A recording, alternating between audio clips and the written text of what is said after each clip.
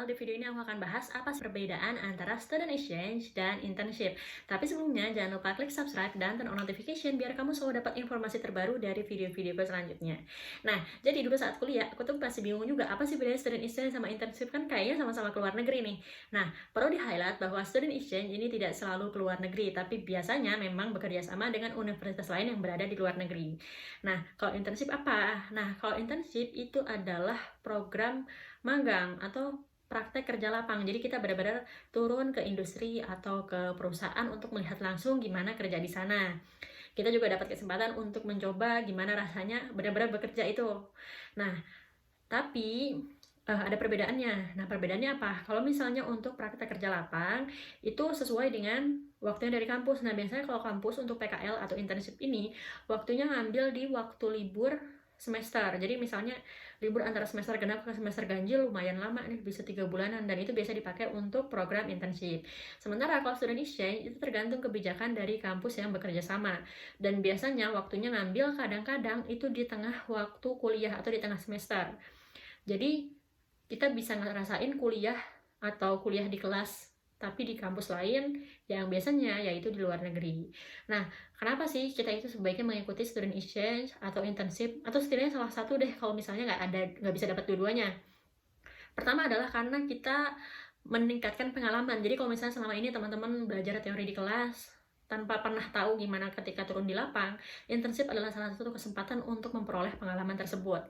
Nah, sementara kalau student exchange, selama ini misalnya teman-teman kuliah di dalam negeri dengan teman-teman yang lebih homogen atau seragam. Nah, ternyata ketika student exchange dapat kesempatan buat kuliah di luar, teman-teman akan mendapat kemampuan dari segi pengalaman yang ini nggak akan bisa didapat kalau misalnya tidak mengikuti student exchange. Selain itu juga dari segi bahasa. Sebagai contoh, misalnya kita pergi ke negara yang tidak menggunakan bahasa yang sama dengan bahasa kita, atau bahkan negara yang English foreign language. Jadi kita otomatis harus belajar bahasa Inggris dan juga belajar bahasa negara tersebut. Selain itu juga untuk mendapatkan wawasan budaya, terutama untuk yang student exchange nih. Kalau misalnya kita ke negara lain, otomatis budayanya pasti akan beda. Kemudian untuk meningkatkan pengalaman, meningkatkan tambahan pengalaman di CV ini, dan ini tuh penting sih. Kalau untuk internship biasanya perusahaan itu mengadakan internship sebenarnya sambil ngelihat apakah mahasiswa ini tuh cocok nggak ya. Jadi jangan berpikir ketika kita internship benar-benar cuma ya kita ngeliatin aja orang kerja gitu, tapi kita itu biasanya diberikan beberapa tugas meskipun bukan tugas terstruktur ya, dan manajer atau atasan kita itu pengen lihat sebenarnya si mahasiswa ini berpotensi nggak sih buat bekerja. Jadi ketika kita itu aktif saat kita magang, mudah-mudahan ya kita itu akan direkomendasikan untuk bekerja di perusahaan tersebut setelah lulus. Jadi biasanya, dan ini tuh tidak sedikit ya, mahasiswa yang magang ternyata atasannya atau manajer itu tertarik sama dia, terus udah itu memberikan jaminan kepada dia, ya udah kamu selesai magang ini, selesaikan skripsi, setelah itu kamu langsung bekerja di sini. Jadi enak banget tuh, nggak perlu mengalami masa-masa menjadi job seeker, karena di job seeker itu lumayan frustrating karena nggak ada jaminan kita itu akan bisa keterima kerja kapan. Oke lah kalau misalnya jadi job seeker 1-2 bulan, gimana kalau misalnya sampai 1-2 tahun? Nah, magang ini adalah salah satu kesempatan, atau internship ini adalah salah satu kesempatan kita bisa memotong waktu buat menjadi job seeker tersebut. Jadi bisa langsung keterima kerja. Itu keunggulan dari internship. Sementara kalau student exchange apa? Kalau student exchange ini sebenarnya lebih menguntungkan bagi teman-teman yang pengen melanjutkan S2 di luar negeri gitu. Nah, student exchange itu adalah salah satu pengalaman yang bisa dituliskan di CV, dan ini sangat membantu kalau misalnya pengen lanjut kuliah ke luar negeri. Tapi juga student exchange ini tetap bermanfaat kalau misalnya nambahin di CV, dan ini menjadi salah satu pengalaman untuk teman-teman melanjutkan berkarir seandainya pengen bekerja. Jadi kalau misalnya dari segi perusahaan, apalagi perusahaan bonafit ya, ngelihat yang satu itu CV-nya kosong, nggak pernah ada pengalaman kemana-mana, yang satu ada pengalaman nih student exchange, dan dari situ kan bisa kelihatan ya, ketika kita itu ikut student exchange keluar, otomatis ketika kita pergi dan ketika kita pulang itu kita nggak pernah sama seperti sebelumnya.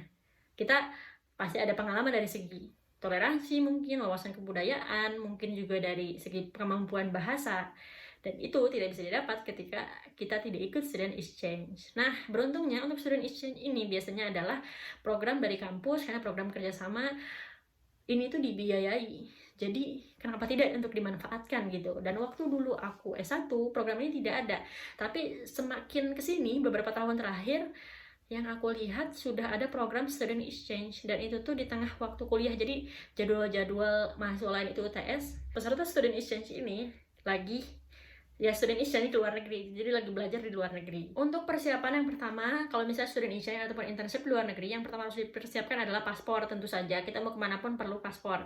Dan yang kedua adalah visa, tapi ini opsional karena beberapa negara tidak mewajibkan untuk visa, terutama bagi mahasiswa S1 yang dia itu keluar negeri untuk program kuliah atau lomba atau conference. Itu tidak membutuhkan visa. Sebagai contoh kayak di Jepang, sebenarnya Indonesia ke Jepang kan membutuhkan visa, tapi kalau misalnya mahasiswa S1 yang mengikuti student exchange atau lomba atau conference dan ada surat keterangan aktif kuliah, itu tidak perlu tidak perlu visa. Visa tetap perlu, tapi tidak perlu bayar atau alias gratis. Kemudian yang harus dipersiapkan lagi adalah kemampuan bahasa atau persyaratan bahasa dalam bentuk sertifikat, karena beberapa yang mewajibkan untuk ikut student exchange atau internship itu memiliki kemampuan bahasa, misalnya TOEFL, atau kemampuan bahasa tergantung dengan negara tujuannya. Kemudian dari segi biaya hidup dan kemampuan akademis, jadi biasanya untuk ikut student exchange, misalnya kita mampu dari segi biaya hidup, kemudian dari segi paspor dan visa ada, tapi dari segi persyaratan akademik tidak memenuhi, biasanya tidak dipilih. Jadi kalau misalnya udah merencanakan nih suatu waktu di masa depan pengen ikut student exchange, baiknya berusaha mempertahankan IPK mulai dari semester awal. Dan kemudian perlu dipertimbangkan ya, sekalipun student exchange itu dibiayai, cuma untuk biaya misalnya kayak beli oleh-oleh, terus udah itu mungkin ya biaya hidup itu tidak di cover. Yang di cover oleh kampus itu cuma biaya buat program dan transport mungkin. Nah, teman-teman berarti perlu menyiapkan untuk biaya hidup sendiri saat di sana. Jadi kalau misalnya ikut student exchange, perlu dicari tahu juga apakah student exchange ini full mengcover seluruh biayanya atau partially funded, alias mungkin cuma transportnya atau mungkin biaya hidup dan programnya di sana, tapi kita transport ke luar negeri bayar sendiri. Ya, itu mungkin bisa jadi salah satu pertimbangan teman-teman mau ikut student exchange atau tidak. Segitu aja, terima kasih sudah menonton video ini sampai akhir. Kalau kamu punya pertanyaan lain, bisa tanya di kolom komentar di bawah ini. Terima kasih.